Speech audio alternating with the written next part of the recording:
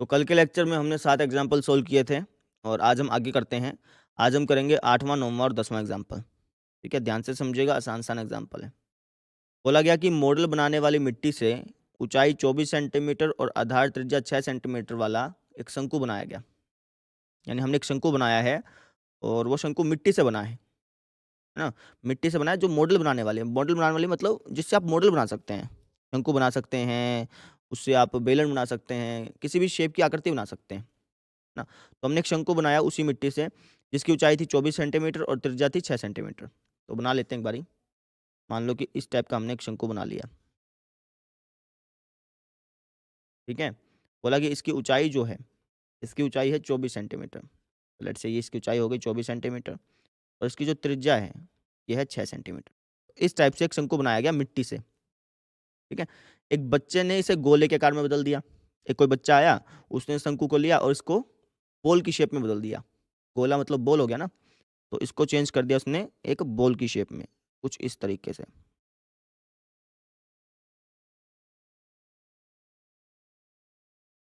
है ना?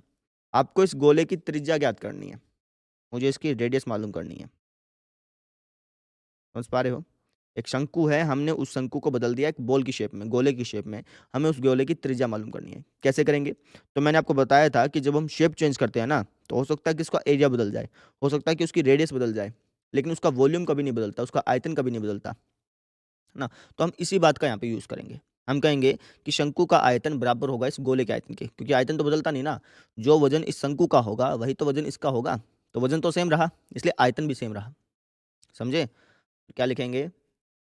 हम लिखेंगे कि जो शंकु का आयतन है, शंकु का आयतन बराबर होगा गोले के आयतन के। गोले का आयतन, क्योंकि आयतन कभी नहीं बदलता। शेप बेशक चेंज हो जाए, लेकिन आयतन चेंज नहीं होगा। अच्छा, शंकु के आयतन का फॉर्मूला होता है 1/3 पाई आर स्क्वायर एच। गोले के आयतन का क्या फॉर्मूला होता है? ये होता है 4/3 पाई आर क्यूब। अब यहाँ पर मैंने स्मॉल आर से रिप्रेजेंट किया है, यहाँ पे कैपिटल आर से रिप्रेजेंट किया है, ठीक है? तो पाई से पाई कैंसिल आउट हो गया और क्या कटेगा? 3 से 3 कट जाएगा। क्यों? क्योंकि ये 3 भाग में है ना? अगर मैं इसको यहाँ पे लेके आता तो गुणा में आ जाता, फिर भी 3 से 3 कटना ही था, तो मैंने पहले ही काट दिया। बात समझ में आ गई? अच्छा जी, वैल्यू रखते हैं। आर की वैल्यू 6 गुणा 6 गुणा में एच, एच कितना है? 24 बराबर, यहाँ पे 4 का 4। अच्छा, आर की वैल्यू तो पता नहीं, आर तो निकालना है, तो आर क्यूब का आर क्यूब। समझ में आ गई? 4 गुणा में है, इस तरफ जाएगा तो भाग में। ये हो जाएगा 6 गुणा 24 बटे में 4 बराबर क्या आ गया? R cube. काट लेते हैं इसको। 4 छिका 24 ऐसे काट लिया मैंने। यहाँ पे क्या बच गया? 6 गुणा 6। तो एक काम करते हैं ना, इसको ऐसे लिख दूँ 6 क्यूब। समझ पा रहे हो? ऊपर क्या बच गया? 6 गुणा 6 बच गया। इसको मैं क्या लिख सकता हूँ? 6 क्यूब लिख सकता हूँ। क्यों लिखा? क्योंकि यहाँ पे भी आर क्यूब है, तो दोनों सिमिलर दिखने लग गए ना। तो यहाँ पे भी क्यूब है, यहाँ पे भी क्यूब है। यहाँ पे आर है, आर की जगह क्या लिखा है? 6 लिखा है। इसका मतलब रेडियस कितनी हो गई? 6 हो गई। समझ पा रहे हो? नहीं तो मैं गुणा करता, फिर वापस से क्यूब रूट करना पड़ता, थोड़ा लेंथी पड़ता। तो मैंने यहाँ पे क्या देखा? यहाँ पे भी क्यूब आ गया, यहाँ पे भी क्यूब आ गया, है ना? तो आर कितना हो जाएगा हमारा? 6 हो जाएगा। तो लिख देते हैं, दिस इम्प्लाइज। अच्छा, कई स्टूडेंट्स क्या करते हैं, 3 से 3 काट देते हैं। ऐसे काट के नहीं दिखाना होता, ऐसे काट के दिखाना नहीं होता। आप ये सिंबल लगा सकते हैं, दिस इम्प्लाइज, है ना? इसका जो हिंदी में मतलब है ना, इसका मतलब होता है कि इससे पता चलता है, जो ये ऊपर स्टेटमेंट लिखी, तो इससे हमें क्या पता चला कि जो रेडियस है वो कितनी है? 6 सेंटीमीटर। लिख देते हैं, रेडियस जो है वो कितनी है? 6 सेंटीमीटर, या फिर आप सिंपल आर ही लिख दो, कोई दिक्कत नहीं है। या 6 लिख देता हूँ यहाँ पे। 6 सेंटीमीटर बराबर हो गई हमारी आर। बात समझ में आ गई ना? अब ये सेंटीमीटर कहाँ से आया? यहाँ पर भी सेंटीमीटर लगा हुआ था, लेकिन मैंने लगाया नहीं था, तो लास्ट में मैंने लगा दिया। बात समझ में आ गई ना? इस तरीके से आपने इसको सोल्व करना है। कर लेंगे? अच्छा, अब लिखते हैं इसकी डिटेल। डिटेल में हम डिटेल लिखेंगे शंकु की और गोले की। कैसे लिखेंगे वो देखो। सबसे पहले शंकु की लिख देता हूँ। तो शंकु की त्रिज्या, इसको मैंने स्मॉल आर से रिप्रेजेंट किया था, तो ये है 6 सेंटीमीटर। फिर शंकु की ऊंचाई, इसको मैंने स्मॉल h से रिप्रेजेंट किया है, ये है 24 सेंटीमीटर। अच्छा, फिर गोले की त्रिज्या, गोले की त्रिज्या ये मुझे मालूम ही नहीं थी, है ना, कैपिटल आर मुझे मालूम नहीं था, तो क्वेश्चन मार्क। इस तरीके से आपने प्रॉपरली इसको सॉल्व करना है, कर लेंगे, आसानी था। अब देखिए आप अगला क्वेश्चन, देखिए बहुत ही अच्छा एग्जाम्पल है, ध्यान से समझिएगा, ठीक है। अच्छा, पहले एक काम कीजिए, इसको आप खुद ब खुद पढ़ लीजिए, खुद पढ़ेंगे उसके बाद देखेंगे ना तो ज़्यादा अच्छी तरह से समझ में आएगा ना। मैं यहाँ से आपको स्टार्ट करता हूँ। देखो बोल क्या रखा है, बोला कि सैलवी के घर की छत पर बेलन के आकार की एक टंकी है। एक लड़की है सैलवी, और उसके घर की छत पे है ना बेलनाकार टंकी लगी हुई है, आपने देखी भी होंगी, प्लास्टिक की टंकियाँ नहीं आती, बेलनाकार शेप की पानी की टंकियाँ होती हैं, बड़ी बड़ी वाइट रंग की भी होती हैं, ब्लैक रंग की भी होती हैं। ऐसी ही एक पानी की टंकी सैलवी के घर की छत पे लगी हुई है। फिर बोला कि इस टंकी में एक भूमिगत टंकी में भरे पानी को पंप द्वारा पहुंचाकर टंकी को भरा जाता है। अब मतलब समझो, सैलवी के घर पे एक दूसरी टंकी भी है जो कि भूमिगत है। भूमिगत का मतलब भूमि के अंदर। मैं एक बार आपको समझाता हूँ, पहले मैं बना लूँ टंकी एक बार। जैसे मान लो कि ये भूमिगत टंकी है। अब आप कहेंगे जी भूमिगत टंकी मतलब समझ नहीं आया कुछ, है ना? तो देखो जनरली 2 टाइप की टंकियाँ बनवाई जाती हैं घर में। एक तो होती है छत वाली टंकी, है ना? जो कि आपके घर भी होगी, और एक होती है भूमिगत टंकी, जो भूमि के अंदर बनवाई जाती है। असल में होता क्या है कि जो नहर का पानी, जो सप्लाई का पानी आता है ना घर में, तो वो पहले गिरता है भूमिगत टंकी पे, इस टंकी पे गिरता है। जब ये टंकी पूरी भर जाती है ना, तो हम मोटर ऑन कर देते हैं। मोटर ऑन करके जो यहाँ पे पाइप लगी होती हैं, घर के अंदर फिटिंग करी होती है ना, तो जो यहाँ पे पाइप लगी होती हैं, वो पाइप का पानी जाता है इस छत वाली टंकी में, कुछ इस तरीके से। समझ पा रहे हैं? ठीक है? और फिर हमारी छत वाली टंकी पूरी भर जाती है। फिर छत वाली टंकी का जो सारा पानी है, वो आता है टुंटियों में। जहाँ-जहाँ टुंटियाँ हैं, जहाँ-जहाँ पे हमें ज़रूरत होती है पानी की, टॉयलेट में, बाथरूम में, नहाने-धोने में, वहाँ-वहाँ पानी की सप्लाई हो जाती है। समझे? एक तो टंकी होती है भूमिगत, धरती के अंदर। हमारे घर पे तो बनी हुई है, हो सकता है कि आपके घर में हो ना हो, वो अलग मैटर है, लेकिन हमारे घर में ये भूमिगत टंकी है, जो धरती के नीचे बनी होती है, बेसिकली घनाभ के आकार की होती है। सबसे पहले नहर का पानी आता है इसके अंदर, फिर हम चलाते हैं मोटर, मोटर से जो इसका पानी है ना, वो जाता है ऊपर, मतलब छत की टंकी पर। ऐसे ही सैलवी के घर में है। बात समझ में आ गई?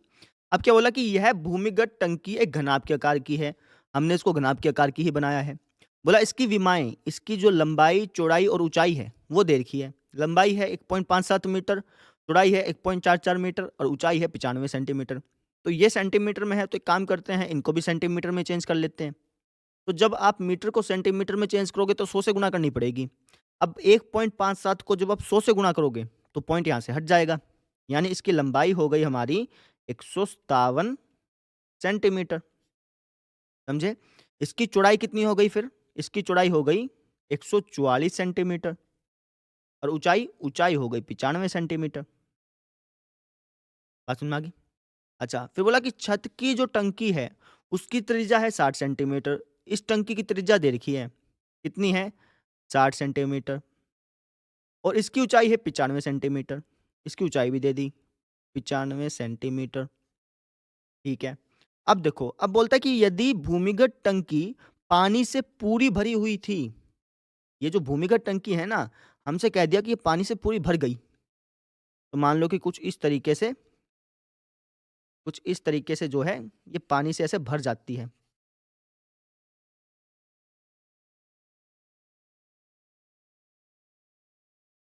समझ में आ गई?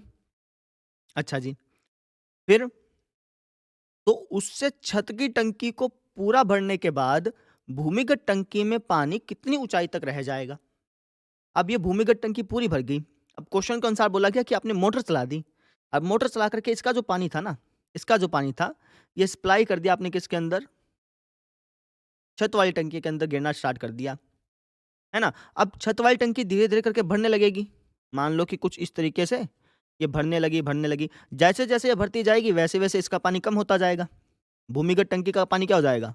कम होता जाएगा। मान लो कि छत वाली टंकी पूरी भर गई।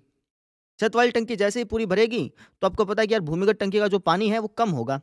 मान लेते हैं कि उसका पानी हो गया इतना। समझ पा रहे हैं? वापिस समझो। पहले ये भूमिगत टंकी पूरी भरी हुई थी। इसमें से पानी की सप्लाई हमने कर दी छत वाली टंकी में। अब छत वाली टंकी पूरी भर गई। अब हमसे क्वेश्चन में पूछा गया है कि अब जितना पानी भूमिगत टंकी में रह गया, जितना पानी भूमिगत टंकी में रह गया उसकी ऊंचाई पता करो। लेट्स से पानी इतना रह गया। पानी जो है हमारा इतना रह गया, तो हमें इसकी ऊंचाई मालूम करनी है कि कितना ऊंचा पानी है। क्वेश्चन समझ में आ गया? वापस समझाएं एक बारी। देखो, सेल्वी के घर पे 2 टंकियां हैं, एक तो है छत वाली टंकी, एक है भूमिगत टंकी। तो भूमिगत टंकी कहा गया कि पूरी पानी से भरी हुई थी। आपने मोटर चला करके इसका जो पानी है ये पहुंचा दिया छत वाली टंकी में। अब छत वाली टंकी पूरी भर गई, है ना? अब भूमिगत टंकी में जितना पानी रह गया, भूमिगत टंकी में जितना पानी रह गया, आपको उसकी ऊंचाई पता करनी है। क्वेश्चन समझ में आया? अच्छा, अब इसका आंसर कैसे निकालेंगे वो समझो। इसकी ऊंचाई कैसे पता करेंगे? तो देखो, पहला स्टेप, ऊंचाई पता करने के लिए ये तो पता होना चाहिए ना कि इसके अंदर पानी कितना बचा है। समझ पा रहे हैं? पहले तो आप ये पता करेंगे कि ना कि इस भूमिगत टंकी के अंदर पानी बचा कितना है। जैसे आपको ये मालूम चल गया कि इसके अंदर कितना पानी है, तो ऊंचाई तो आप अपने आप ही निकाल लेंगे। उसके लिए एक छोटा सा फॉर्मूला होता है, वो मैं बताऊंगा आगे। लेकिन पहला स्टेप हमारा ये है कि हम ये पता करें कि इस भूमिगत टंकी के अंदर पानी बचा कितना है ना? अब उसके लिए हम क्या करेंगे?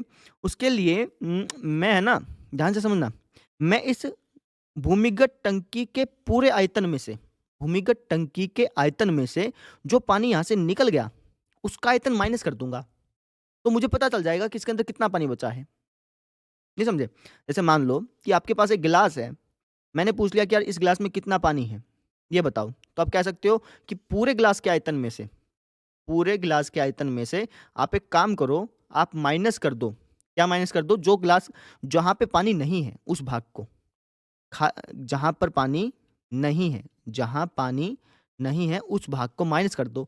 तो जिस भाग में पानी है वो भाग आपको पता चल जाएगा। यही करोगे ना? तो ऐसे ही ये है, आपको ये पता करना है कि इसके अंदर कितना पानी है। तो कैसे पता करोगे?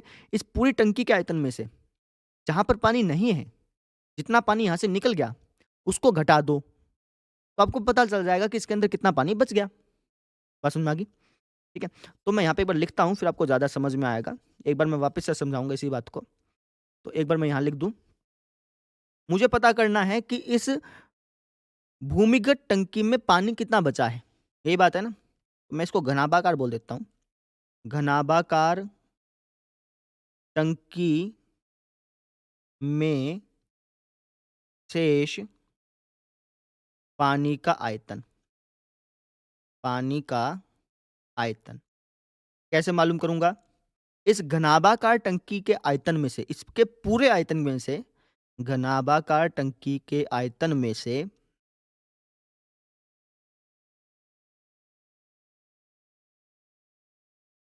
इसमें से जो पानी यहां से निकल गया, कितना पानी यहां से निकला है? आप कहेंगे जी इतना पानी यहां से निकला है। यानी बेलनाकार टंकी का आयतन अगर मैं माइनस कर दूं, घनाभाकार टंकी के आयतन में से अगर मैं बेलनाकार टंकी का आयतन माइनस कर दूं, बेलनाकार टंकी का आयतन माइनस कर दूं, तो मुझे पता चल जाएगा कि कितना पानी इसके अंदर बचा होगा। क्योंकि आधा पानी तो ये खा गई ना, तो पूरे पानी में से जितना पानी यहां से निकल गया उतना पानी अगर मैं घटा दूं तो जो बच रहा पानी है वो मुझे मिल जाएगा। तो वैसे मैंने किया, पूरे पानी में से जितना पानी यहां से निकल गया उसको घटा दिया, तो जो बचा हुआ पानी है वो मुझे मिल गया। समझ में आ गई? अच्छा जी, घनाभाकार टंकी का आयतन, इसका फॉर्मूला होता है लंबाई गुणा चौड़ाई गुणा ऊंचाई माइनस, अच्छा, बेलनाकार टंकी का आयतन का फॉर्मूला क्या होगा? पाई आर स्क्वेयर एच। अब वैल्यू पुट करके इसको सोल्व कर लो, है ना? तो आप जो अगले वाला स्टेप है ये आप खुद ब खुद करें, वीडियो पॉज करें और खुद ब खुद इसके अंदर वैल्यू पुट करें, उसको सोल्व करें, है ना? मैं यहाँ से आपको स्टार्ट करता हूँ। लंबाई कितनी है इसकी? ये है 157 सेंटीमीटर, गुणा में चौड़ाई 144 सेंटीमीटर, गुणा में ऊंचाई, ऊंचाई 95 सेंटीमीटर, माइनस पाई की वैल्यू 3.14 इंटू आर, आर कितनी है? 60 इंटू 60 इंटू एच, ऊंचाई कितनी है? ऊंचाई है 95। समझ गए? अब एक काम आप ये कर सकते हैं कि इसके मल्टीप्लाई कर लें, इसके मल्टीप्लाई कर लें और फिर इनको घटा करके आपको पता चल जाएगा कि कितने सेंटीमीटर क्यूब पानी बचा हुआ है। एक काम ये कर सकते हैं, है ना? लेकिन ये थोड़ा सा लेंथी पड़ेगा, इसलिए मैं इसको थोड़ा सा शॉर्ट करवा रहा हूँ। मैं काम करता हूँ कॉमन लेके करूँगा। क्या लेके करेंगे हम? कॉमन। अच्छा, तो इन दोनों में क्या कॉमन आ रहा है बताना मुझे एक बारी? इन दोनों में कॉमन आ रहा है 95, है ना? तो 95 ले लिया मैंने कॉमन। अच्छा, और भी कॉमन लिया जा सकता है। जैसे यहाँ पे 157 को कॉमन ले सकते हैं, क्योंकि 3.14 को आप क्या लिख सकते हैं? 157 गुणा 2/100, है ना? लेकिन फिर कई स्टूडेंट्स कन्फ्यूज़ हो जाएँगे। इसलिए मैं एक काम करता हूँ, सिर्फ़ 95 कॉमन ले लेता हूँ और यहाँ पे लिख देता हूँ 157 गुणा 144 माइनस 3.14 गुणा 60 इंटू 60। अब इनके कर लेते हैं मल्टीप्लाई। नहीं तो चाहो तो आप 157 को भी कॉमन ले सकते थे। वो आपके ऊपर डिपेंड करता है। मैंने नहीं लिया, कोई बात नहीं। 157 की 144 से मैं मल्टीप्लाई कर लेता हूँ। आप ये मल्टीप्लाई खुद ब खुद करना, नहीं तो क्वेश्चन आपको थोड़ा-सा लेंथी लगेगा। 7 चौका 28, 2 हंसले ऊपर, 4 पंजा 20 और 2 22, 4 एकम 4 और 2 6। फिर वापस से यही आएगा, 628 आएगा। 157 एकम 157 आ गया। ये हो गया 8, 8 और 2 10, 1 हंसले ऊपर, 7, 8, 9, 8 9 और 1 10, 10 और 6 16। 1 हंसले ऊपर, 6 6 12, 1 हंसले ऊपर, ये आ गया 22,608। 95 मल्टीप्लाई में आ गया 22,608 माइनस, अब इनकी मल्टीप्लाई कर लेते हैं। छिकू छिकू 36, 36 की 3.14 से कर लो। 6 चौका 24, 2 हंसले ऊपर, 6 कम 6 और 2 8, 6 तिया 18, 314 तिया 300 तिया 914 तिया 42। हाँ, 942 हो गया। 4 8 और 2 10, 1 हंसले ऊपर, 8 6 12 1 13, 1 हंसले ऊपर 9 10 11। पॉइंट लगा 2 के बाद। ये आ गया आपका। अच्छा, अब 2 के बाद पॉइंट लगा ना, अब ध्यान से किए। अभी तो हमने पॉइंट अभी मत लगाइए, नहीं तो कन्फ्यूजन हो जाएगी बाद में। ठीक है। आपने 3.14 की 36 से गुणा करी, है ना? लेकिन करनी किससे थी? डबल जीरो और लगेगा इसके पीछे। तो 11 304 और फिर डबल जीरो। अब पॉइंट कितने बाद लगेगा? 2 के बाद। समझ पा रहे हैं ना? मैंने तो 36 से करी, करनी 3600 से थी। तो अब ये पॉइंट के बाद जीरो का कोई मतलब बनता नहीं है। तो ये आ गया हमारा 11,304।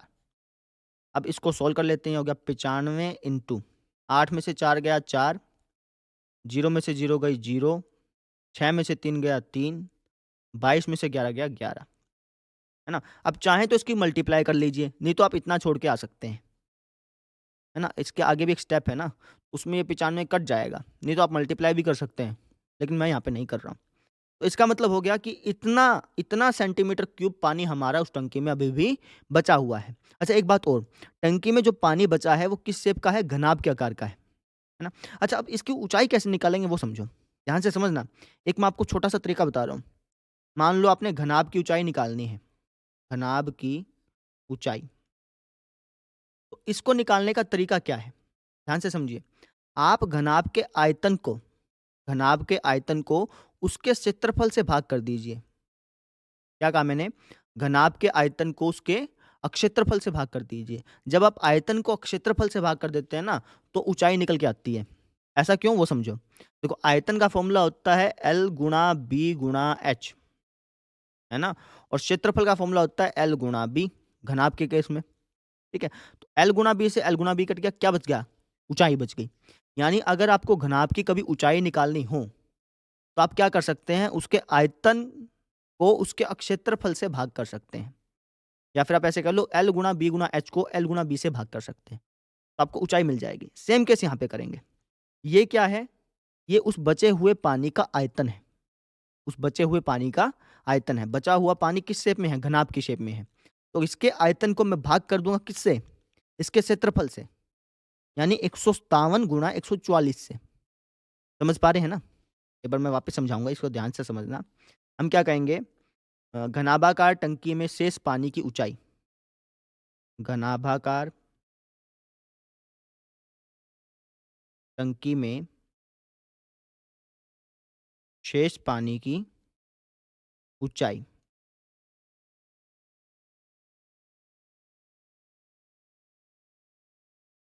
कैसे पता करेंगे? उसके आयतन में, उसके आयतन को, उसका आयतन क्या है?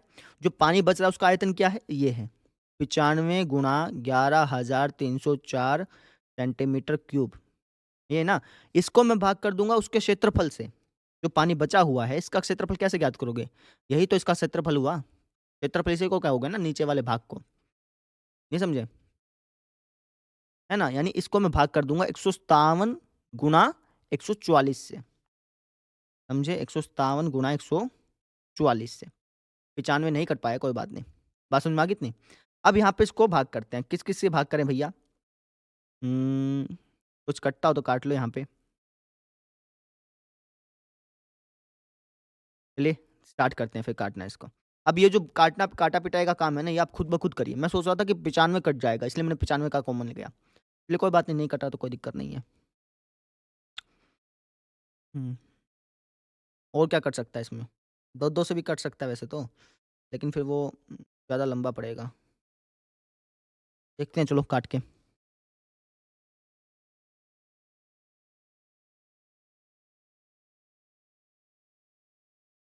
ये 2-2 से ही काट लेते हैं चलो। 2 सत्ते 14, 2 दूनी 4, फिर ये 2 पंजा 10, 1 हाथ से इस पे चल गया, 2 छक्के 12, फिर 1 हाथ से इस पे चल गया, 2 पंजा 10, 2 दूनी 4। ये बहुत लंबा पड़ेगा भाई। 36 पे कट गया, 2 दूनी 4, 2 अट्ठे 16, 2 दूनी 4, 2 छक्के 12, फिर ये कट गया 18 दूनी 36 होता है ना? ये कट गया 2, 4, 1, 2 तिया 6, 1413 पे। ये तो खत्म हो गई कहानी। अब ये 2 पे नहीं जाएगा ना, 2 एकम 2, 2 चौका 8, 2 एकम 2, 2 तिया 6 ठीक है। अच्छा और क्या कट सकता है? 18 95 ये भी कटेगा नहीं। और कुछ कट सकता हो तो 3 4 5 5 और 4 9 3 पे अच्छा 3 पे कट जाएँगे। 3 छक्के 18, 3 चौके 12, 2 हाथ से इस पे चल गई, 3 सत्ता 21, 3 एकम 3, फिर वापस 3 पे 3 दूनी 6, 3 एकम 3, 3 पंजे 15, 3 सत्ता 21 अच्छा, अच्छा ऐसे कटेगा। अब 157 से 157 ऐसे कट जाएगा। ऊपर बच गया 95 नीचे बच गया 2, 95 का आधा 95 को 2 से भाग करेंगे यानी 95 का आधा ये हो गया 47.5 सेंटीमीटर। क्योंकि नीचे वाले क्या थे? ये भी सेंटीमीटर में था, ये भी सेंटीमीटर में था। तो सेंटीमीटर स्क्वायर हो जाता ना, ऊपर सिर्फ़ क्या बच गया सेंटीमीटर, समझे? इसको आप और आसानी से भी काट सकते थे, लेकिन मैंने इस तरीके से काटा है, तो मेरा इसी तरीके से निकला। नहीं तो और भी आसानी से किया जा सकता था, समझे? यानी जो पानी बच गया उस टंकी के अंदर, उसकी ऊँचाई कितनी है? इतनी है। भाग क्यों की मालूम चला? उसके आयतन को ये जो आयतन है, ये बेसिकली क्या है? L गुणा B गुणा H है ना? L गुणा B गुणा H है ना? आपने उसके आयतन को भाग कर दिया उसके क्षेत्रफल से, उसका क्षेत्रफल क्या है? L गुणा P, L गुणा B गुणा H समझ में आ रहा है? ये जो आपका आयतन है, ये जो बचा हुआ पानी था, उसी का तो आयतन है। उसी के आयतन को आपने उसी के आधार से भाग कर दिया। L गुणा B गुणा H को जब आप L गुणा B से भाग कर देंगे, तो आपको ऊँचाई पता चल जाएगी, समझे? तो इस तरीके से हमने शेष बचे हुए पानी की ऊँचाई मालूम कर ली। हो गया अपना आंसर, समझ गए? अच्छा एक बात और क्या लिखा है क्वेश्चन में, वो भी पढ़ लेते हैं। बोला कि छत की टंकी की धारिता की भूमिगत टंकी की धारिता से तुलना करिए। कंपैरिजन करना है कि भैया छत की टंकी की तुलना में छत की टंकी की तुलना में भूमिगत टंकी की में कितना पानी हो सकता है। जैसे मान लो कि इसमें अगर 50 लीटर आता है तो इसमें 100 लीटर आता है, तो तुलना करने पे क्या पाए कि आप ये डबल पानी आ रहा है इसके अंदर डबल पानी आ रहा है ना? तो ऐसे कंपैरिजन करना है। जब भी तुलना करनी हो ना, कंपैरिजन करना हो, तो आप क्या करते हैं, उनके जैसे धारिता की कंपैरिजन करनी है, तो उनके धारिताओं को बटे में लिख देते हैं, भाग में लिख देते हैं, है ना? ताकि आपको पता चल जाए कि कितना पानी उसके अंदर ज़्यादा आ रहा है, डबल आ रहा है, ट्रिपल आ रहा है, हाफ आ रहा है, इस तरीके से, समझे? अभी मैं आपको करके दिखाता हूँ, पहले आप इतना नोट कर लीजिएगा, है ना? अब देखिए, अब मैं यहाँ लिख देता हूँ, छत की टंकी की तुलना में टंकी की तुलना में भूमिगत टंकी की धारिता टंकी की धारिता। अब हमें तुलना करनी है ना, तुलना का मतलब बटे में लिख दो। तो सबसे पहले छत की टंकी की तुलना किससे करनी है? भूमिगत टंकी की तुलना से, भूमिगत टंकी की धारिता से, है ना? तो इसको मैं ऊपर लिखूँगा, इसको मैं नीचे लिखूँगा। यानी छत की टंकी की धारिता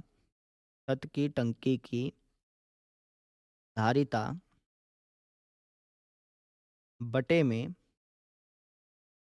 भूमिगत टंकी की धारिता।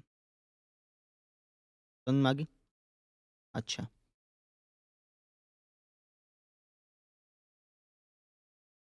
छत की टंकी की धारिता मतलब कि उसके अंदर कितना पानी आ सकता है, उसका आयतन, है ना?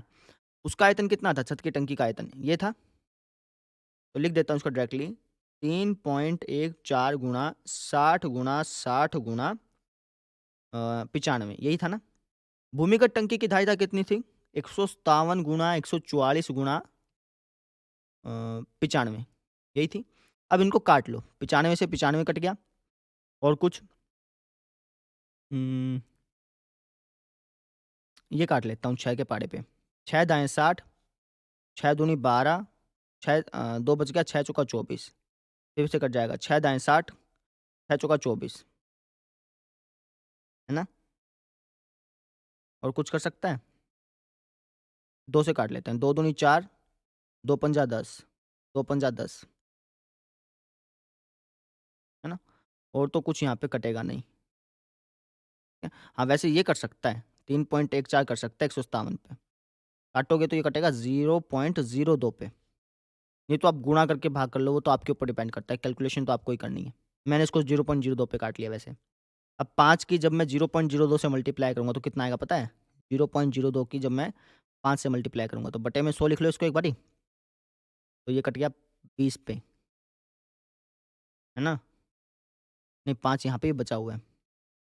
5 गुना 5 है ना? 5 यहाँ पे भी, 5 यहाँ पे भी। तो 0.02 को मैंने लिख दिया 0.02 बटा 100 गुना 5 गुना 5। ये तो कट गया 20 पे, ये कट गया 4 पे। 2 एकम 2, 2 दूनी 4, यानी आपका आ गया 1/2।